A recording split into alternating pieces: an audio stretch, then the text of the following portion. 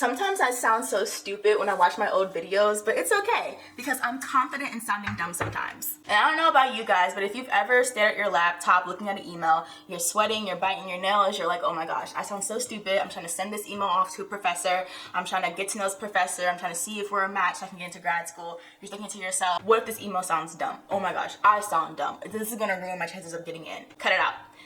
And I mean that respectfully. You're not alone. I used to have the same thoughts and fears. But as I always say in my introduction, I'm at my dream university. And I got here not because I'm the smartest, not because I had a bunch of publications, but because I was confident in myself and I was confident in my abilities. So that's what I want to talk to you guys about today, about how to confidently approach professors about graduate school. So this is ideally for people who have not yet got accepted, but also if you have got accepted, this helps too.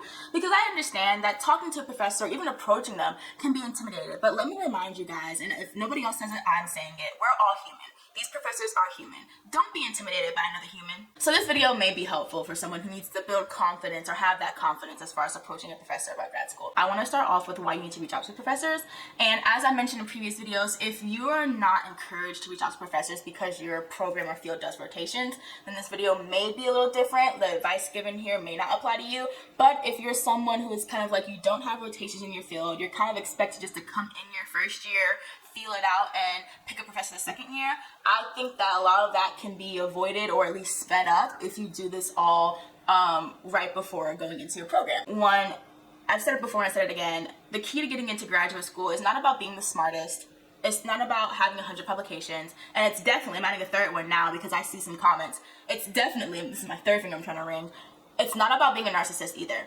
Thinking that you're better than someone else or thinking that, wow, how did that person get into graduate school when they did so much worse than me? How are they at where I'm at? Or how are they at where I want to be? That's not going to get you into grad school. Being a narcissist is not going to get you into grad school.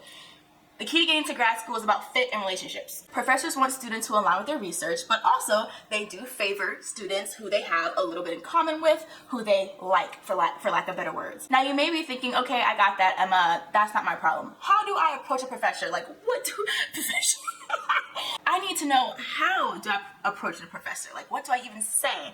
This one is a little bit unique. It's unique per situation. So as far as email, I've said it in one of my previous videos, step-by-step guide to emailing a PhD advisor. That goes more into depth, but just as a recap, as far as how do I approach them, I don't know what to say. Same tips from those videos. Be concise, be straight to the point. What do you want? Why are you contacting me? How can I help you? That's how you email a professor. It's not going to be telling your whole life story. It's not going to be sending 5 paragraphs about all of that. It's just about conciseness and getting your foot in the door. Now, as far as how to approach a professor in person, I would still say research them first. Even if you've seen them around campus or you've seen them on your television, whatever it may be, I would still research them first. Google is a public access, so whatever is on Google is free to use to your advantage. See what research they've done. If they have a public social media, like Twitter, X, or Instagram, browse it, don't follow them, don't stalk them. Like, you know, I think that's all stuff you can use to advantage, to make yourself, to remind yourself that this is a human too. This is a human just like I am a human. I should not feel intimidated about approaching them, talking about something that we both love research-wise, and then potentially asking if I can work under them. I would also say, if this is a professor that you're approaching in person, ask questions. Because I personally believe there's 2 things people love. No, stop. It's not the 2 things you think it is. It's money and it's talking about themselves. People are very full of themselves, especially professors, which is a topic for a different day.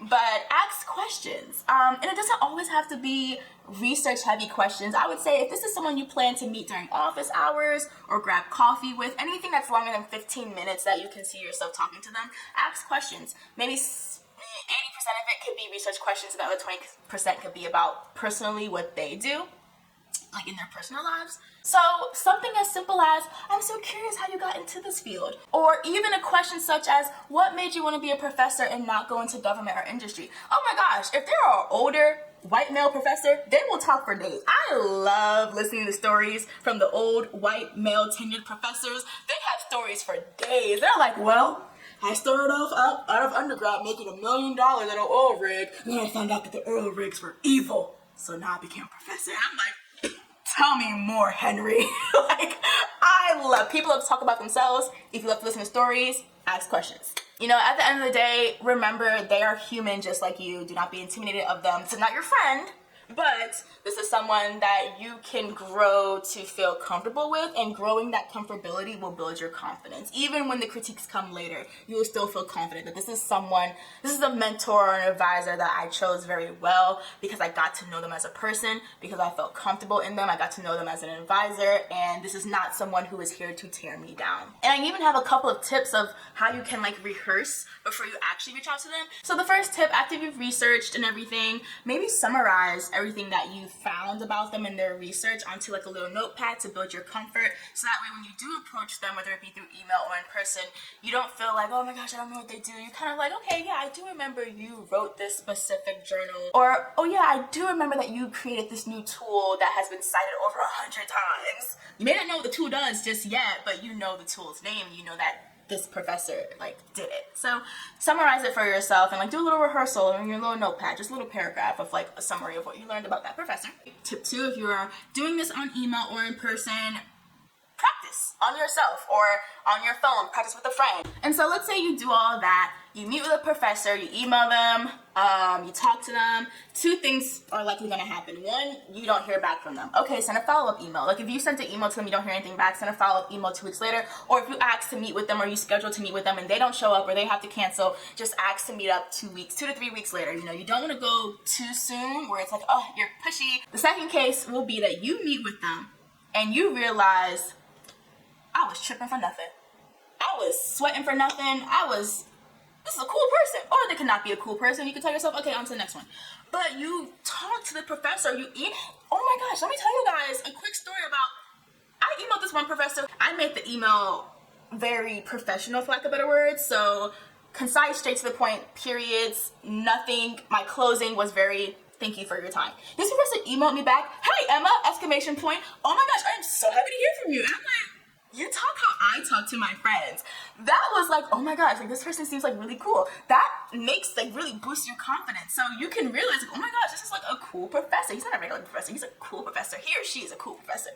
Or you can realize, not really gonna work for me mentorship wise or research wise, so therefore I will continue my search of finding a PhD advisor. It's about building a relationship. Not every relationship, even every girl or guy you dated has not been perfect, has not been the person you thought they were, has turned out to be someone completely different, just, you know, so many things. That's just how relationships are. So don't go in with expectations of they're gonna be like this, they're gonna call me dumb, they're gonna think this about me. You can only be confident in yourself. You can only be confident in yourself. That's the only thing you have control over. I think once more people realize that this whole stigma and intimidation that they put on the PhD process, graduate school in general, is so played out, then I think a lot of people are, even I'm starting to see like a lot of the incoming students who I think have just came in 2024, so the master's and PhD students, the students who are like 4 or 5 years younger than me, they're seeing, one, not only a better relationship with their advisor because they approached them as a human being instead of this intimidating dictator,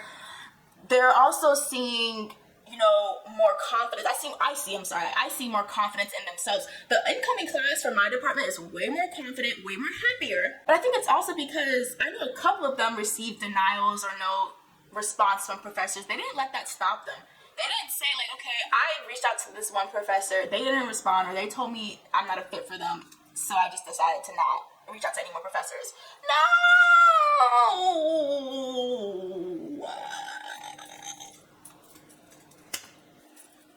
No! I just hope that you guys watching this video, no matter what stage you're in, whether you're thinking about applying to graduate school, you're already got accepted into graduate school, and if you're 4 years in like me in graduate school, I just hope you feel more confident about approaching professors, because this can also apply not just to your advisor, but to other professors as well. And like I said, I feel like I sound dumb a lot of times.